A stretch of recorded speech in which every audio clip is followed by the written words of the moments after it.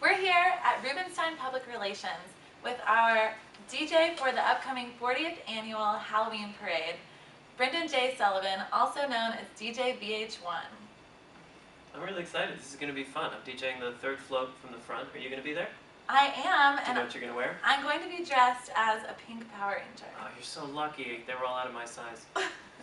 I always have trouble picking out a costume because I need something that I can wear my headphones with because I usually DJ. So I got to stick to the basics, like vampire with fangs and dress up like that. I think that's what I'll go with. So, what's your favorite thing about Halloween? Halloween's great. Kids can act as wild as they want, and adults get to act like kids. You know, eat candy, stay up late, meet people. It's really fun. That's true. So, have you ever been to the Village Halloween Parade before? I do go every year. I think it's a blast. I think it's so much fun. I think it's a great thing for the neighborhood, and it's a great thing for the city.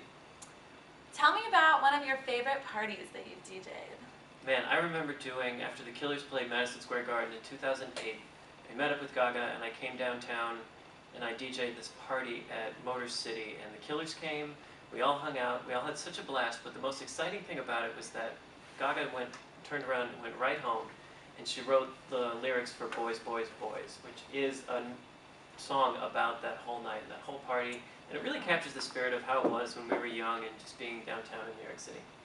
So tell me a little bit about your new book, Rivington Was Ours, Lady Gaga, the Lower East Side, and the Prime of Our Lives. This is a fun story because it's the one you never get to hear, but it's the most New York story that Lady Gaga has. You know, she's kind of like Cinderella. She starts out and she has everything going for her, and then slowly these things just are turning against her. She loses a record deal. She loses, you know, her housing situation, and eventually she's left with nothing but what's inside of her. And when that finally comes out is when she really hit the ground running.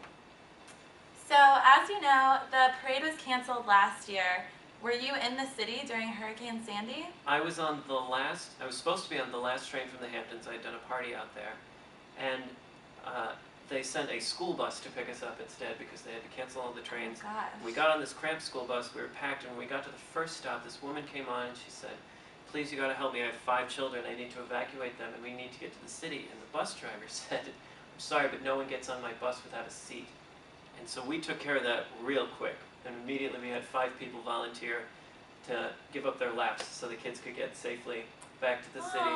So I came back from Hurricane Sandy with a little 8-month-old named Kahim in a car seat on my lap on a school bus for children. Oh, that's very nice of you.